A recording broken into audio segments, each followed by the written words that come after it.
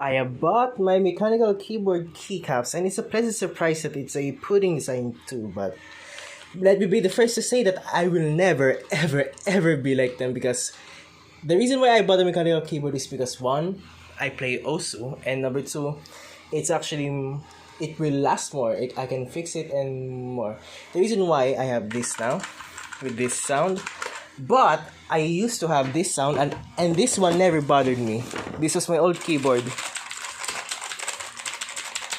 and this sound never bothered me.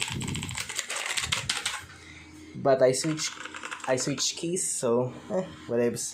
But the important thing for me is the visual design, so I would change most of that and then just leave these two for the Osu.